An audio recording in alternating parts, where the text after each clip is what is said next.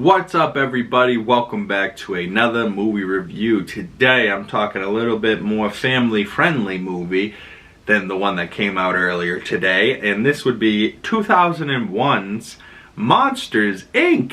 And no, not the remake, the Monsters University, not the Monsters TV show, although I have not seen those. I know they have come out, but this OG 2001 Monsters Inc. Billy Crystal as Mike Wazowski and John Goodman as James P. Sullivan, Mary Gibbs as Boo.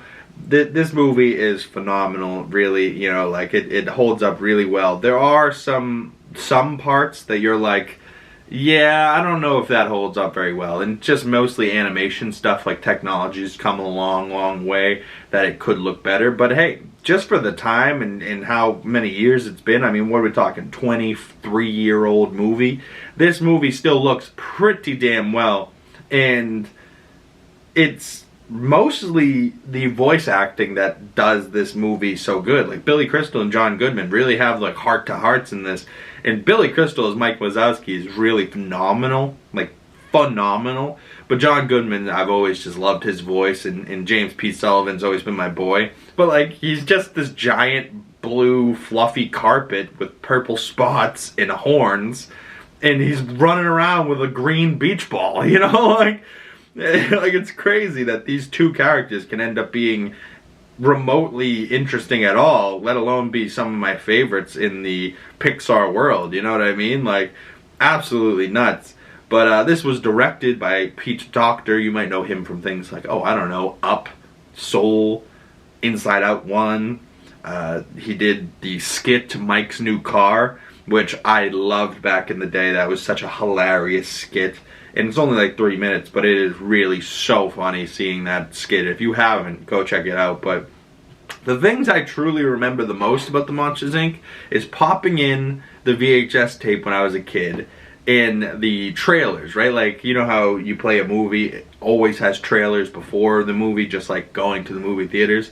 Well, you would pop in the trailer, or pop in the movie, and the trailers that would play would be the old man playing chess against himself, and the birds on the phone line, or the telephone, the wires, and all these little birds were on it, and then this big blue bird lands and weighs it down, and they all start, caving in on the big bird, and they all start pecking his feet, and then he falls off, and he's like an inch away from the ground, and he sends all the other birds flying, and their feathers go. It's one of the funniest little skits, and it's got no lines. It's just got a bird going, right? Like, and I'm not even doing that noise justice. It really is one of the funniest openings to a movie ever, and I might even be confused. I might be thinking about The Bug's Life. Either way, VHS tapes back in the day. If you remember growing up on the VHS tapes in movies like this, comment below, because you're my type of people. You grew up in a similar era as I did, where technology was starting to come out, but your parents were still broke, so you still were living like you were in the 80s, or whatever. Like, the VHS tape time was ridiculous. I remember having a big giant TV and a big giant wooden box around the TV, and you open up the side of the wooden box, and it had VHS tapes and VHS tapes, and you could just, pop it in whenever you needed, like, what a time to be alive, how different things have come. You used to need to own the VHS tape, and a VHS player, and a TV that would be able to, compute that type of shit, to be able to watch a movie. Now, you just turn on your TV, and you can just scroll 45 different apps and 8,000 movies that you'll never watch. Like, I don't know how we had 800 VHS tapes, but I knew for sure always what I wanted to watch, and I never had a problem finding it. Now I can go on any of these streaming platforms, and it takes me 2 hours just to find something. I don't understand. It's crazy. But overall, this movie still holds up very well for me, and the story is still phenomenal. So an overall score for Big Cam for Monsters Inc. is 4.5 out of 5 stars, about a 9 out of 10. Not because it's that good a movie or that it holds up that well, just because I love it, and it reminded me of when I was a kid watching this, and I needed, I watched the movie that came out earlier today. There was a movie review that came out Saturday morning, That was American Psycho, Christian Bale.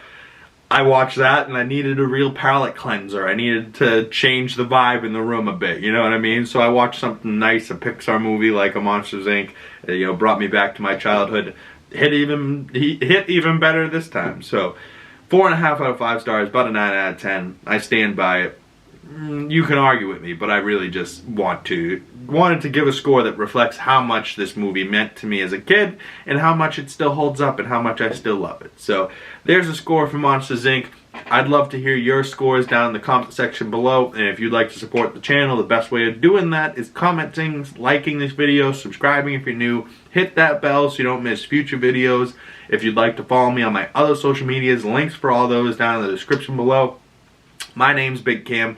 Thank you guys so much for coming on by, and I will see you beautiful people in the next video. Peace.